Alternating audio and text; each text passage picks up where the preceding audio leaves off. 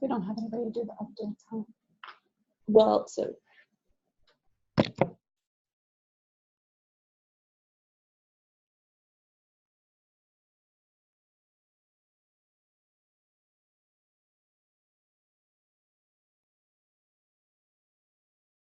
if they do, we can always, Okay. whenever you're Oh, sorry. No, you're fine. So, hello. I was going to talk about pediatric irritability today. I'm Amanda Newhouse. I'm social work faculty here at WU Medicine. The pediatric irritability, this presentation and slideshow and discussion was perfect timing for the case that we had about two sessions ago. Margie O'Kelly had presented a case of a 9-year-old little boy. And so we talked about a lot of the pieces around that case that I'm going to cover in the pediatric irritability, but I'm going to go ahead and go through it. So can I do the Yeah, absolutely. such a control person? No, you're totally fine. I want to make sure that nothing else is in your way. There we go. So if you look even just at the definition of irritability, you know, the fact that it's a living organism that reacts to stimuli, it helps you understand how difficult it is to kind of tease out irritability in pediatrics, because what kid doesn't react to stimuli? So it's a really difficult piece to assess. And so today I'm going to go over a little bit of that. I'm going to go over the mood disorders and some assessment tools that you can utilize to assess that irritability. So irritability and mood are already heightened for children. So there's already a developmental stage where kids are completely irritable and their moods are all over the place. They can become dysregulated. They have to learn how to regulate. And so, you know, working with young children, I don't diagnose a whole lot of pediatric bipolar, but we'll talk a little bit about that and at what age you can start doing that. But a lot of kids respond to their limits. So their environmental limits, setting limits, they lead to frustration with those limits. And so that's where some of that irritability comes from.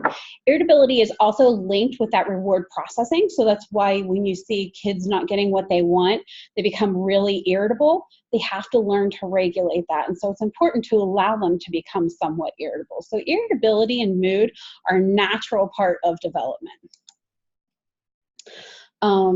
Disruptive behaviors can help identify some of that irritability and mood. And for disruptive behaviors, you know, when you're looking at early brain interaction, kids' brains are completely underdeveloped. And I know I talk about that almost every time we discuss these things, but kids' brains are so underdeveloped. And what happens with the disruptive behaviors is the way that the brain's set up is they memorize the patterns of interactions. And that's really where the disruption of the behaviors come from, because when that pattern changes, then they don't know how to respond. And so a lot of the times that's where behaviors come from. And we talked about this with the case. We talked about the 9-year-old, you know, dysregulating, some of his irritability escalating. And when he did dysregulate, he had a hard time calming down.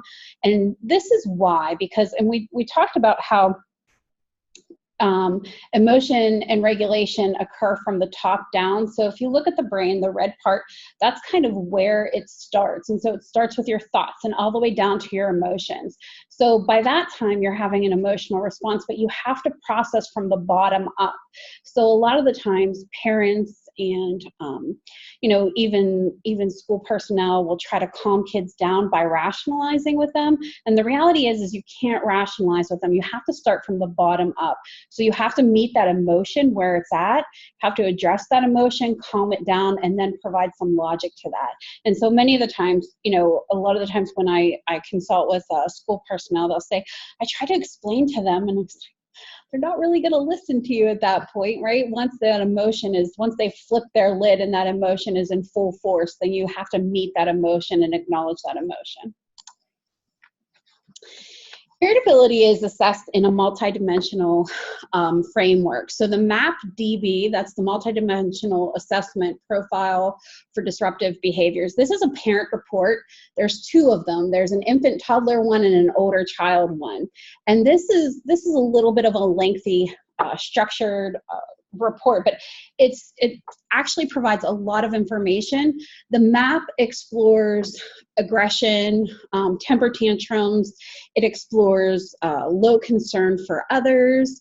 It explores irritability. And so the map is really nice. It also has a piece where it maps out appropriate developmental behaviors, so parents can kind of identify if any of the behaviors that their child's displaying is abnormal. And so that's a nice assessment tool, as well as the DBDOS, so the Disruptive Behavior Diagnostic Observation Schedule. This is one that's done by a clinician, so it's observation based, but you teach the parent how to code, so the parent and the clinician code separately. It also has two, so one for infant toddler and one for the older child. And this is based on performance. So they're given directives or tasks to complete, and so you're watching how they complete that and how they respond.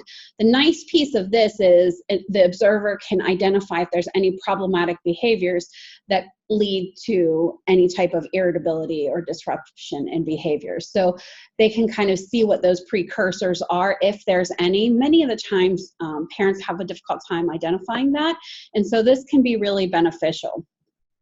This assessment also helps with prompts and how children respond to prompts. So they'll give them a prompt, so another direction, they'll join in, or they'll have a parent join in. And so that's really helpful to see and identify when you're assessing irritability. Many of the times, what I try to do is tease out, especially working with younger children, I try to tease out between irritability and non-compliance. A lot of the times when parents come in and they discuss the externalizing behaviors, you know, they feel that it's a mood issue automatically, right? Whether it's another parent that had bipolar or a family member that had bipolar, they looked it up, and I can't tell you how many parents come and feel like their children who are, you know, 5 and up to 10 have bipolar. And so we kind of talk about the irritability and the non-compliance, and we talk about the differences. And we explore that with them so that they can have a better view of what the behaviors are that their children are displaying. Differentiating mood disorder in pediatrics.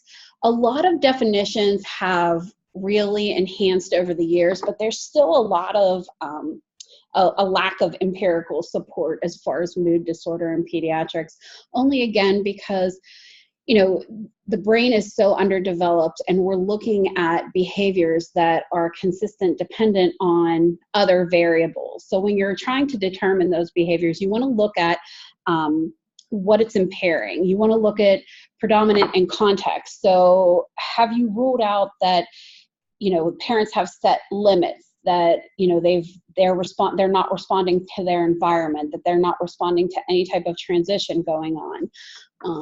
You know, not expected behavior. So we're talking about tantrums out of the blue, not tantrums because they can't get what they want, or because something's changed in their routine, or because they have to do something they dislike. And so you're looking at not expected behaviors, and then poorly regulated behavior.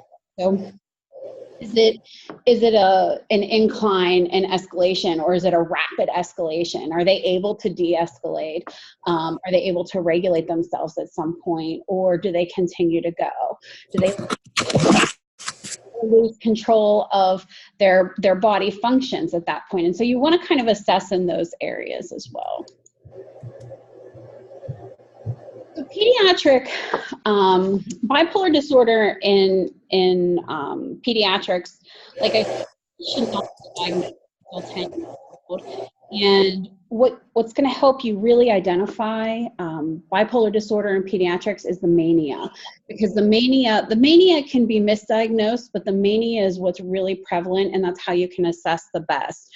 You are looking at for the frequency of the interactions, the duration of the mood, and how bad it's impairing the child and in what different areas. So just like any other assessment, you're going to assess in other different areas. Evidence-based assessments have advanced for pediatric bipolar disorder over the years. So There's a lot of checklists that can rule out.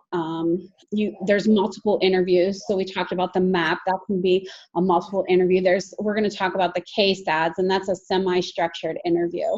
And then different severity ratings. So looking at some of those externalizing behaviors and what type of behaviors are present for that.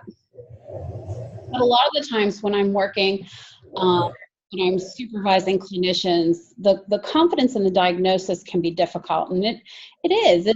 It's difficult to determine if it is a mood disorder, if it's pediatric bipolar, if it's just the irritability, what's going on, and especially because so many of our families have like complex trauma, and so there's many different layers, and when there's complex trauma involved, that's when it's really difficult to assess. But if you think about it in the sense of, you know, the mania can resemble the ADHD or ODD, but if it's prominent energy and attention problems, then it's more likely that it's ADHD or ODD, and we'll talk about checklists that you can utilize to determine that. And then the mania is the big piece that's going to help you identify if it's bipolar disorder in pediatrics, because the youth can score high on the depression piece, but not the mania. And so when they score high on the mania, that's when you'll be able to feel confident in that. Pediatric bipolar disorder includes the elevated mood, grandiosity, unstable self-esteem. The decreased need for sleep is huge, and this is where the multiple interviews are most beneficial. All of the literature supports how the interview with the family is really helpful, because that's where you're going to identify the decreased need in sleep. And so it's not that they're waking frequently or they're having a hard time going to sleep, but they just don't need sleep. And that concern is kind of what highlights it at times. So instruments to measure multiple factors. Again, there's mania checklists. There's externalizing problematic behaviors. There's tons of different checklists. Reviewing the family history is really important, as well as the parent report. The parent report is important, especially when you have an adolescent, because sometimes they differ, and that's a great way to kind of open up conversation and rule out some pieces for yourself. So some of the screening tools that you can utilize, the Parent General Behavior Inventory. There's a hypomanic for adolescents and children. This is a simple behavior inventory. It has a lot of great questions surrounding mood and behaviors as well, but it really focuses on mood, and it's on like a Likert scale. So it's, you know, 0 being not at all to somewhat, often, and always. That can be really helpful. CBCL can be really helpful for the externalizing behaviors. So the child behavior checklist for adolescents and children, that could be really helpful to identify those externalizing behaviors. And the adolescent general behavior inventory is really similar to the parent general behavior inventory.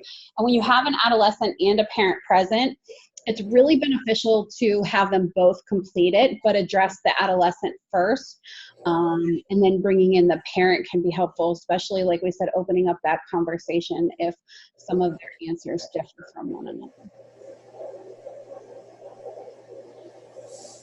You always want to be aware of red flags.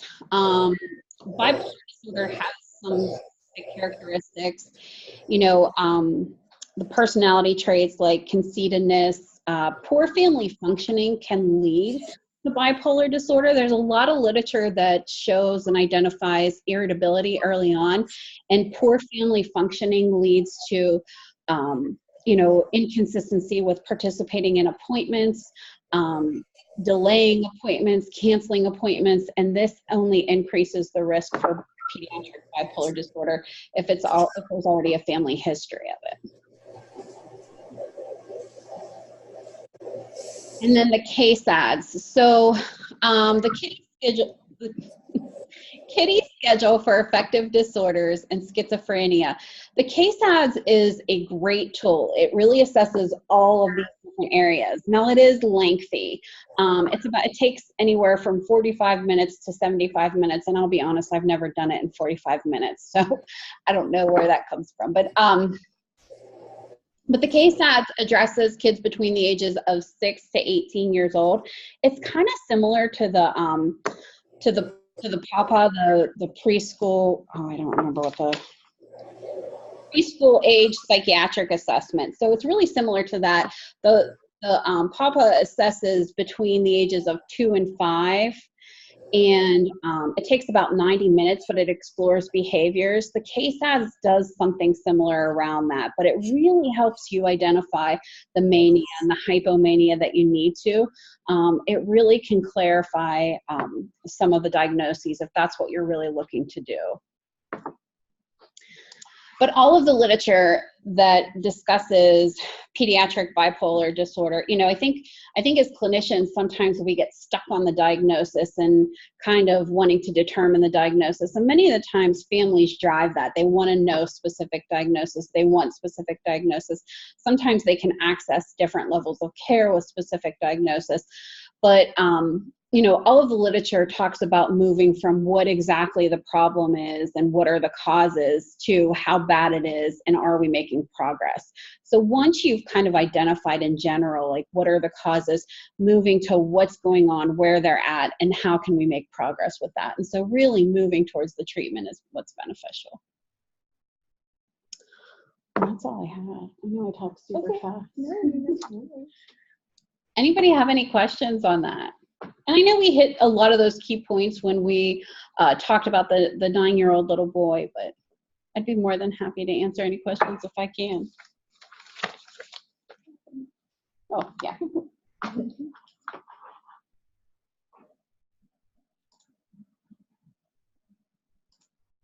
All right, guys, and we will be sharing that, both the slides and the recording, so you can see how Amanda's explained it. But do you guys have any questions about that or anything else? Yeah.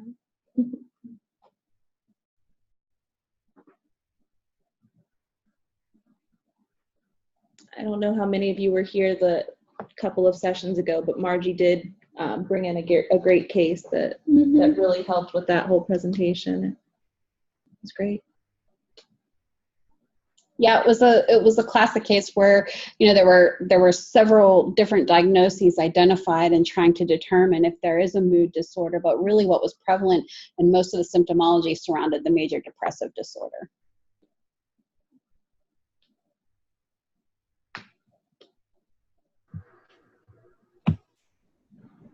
Now, are the measures you mentioned free, or do you have to purchase them? So most of them are public domain, yeah. So if you search them, yeah, most of them are public domain. I'm trying to think if I purchased. I mean, yeah, I'm trying to think of any other ones. I'm pretty sure they were public domain, yeah. Okay.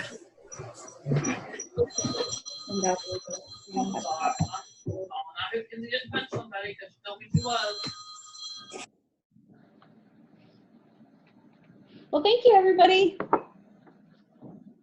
Thank you, guys. If you guys have any more questions, of course, I'll send out all the stuff from today, but I'll make sure Amanda gets those.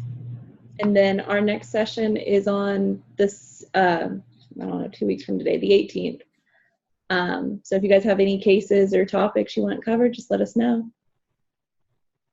Okay, thank you. That was very helpful.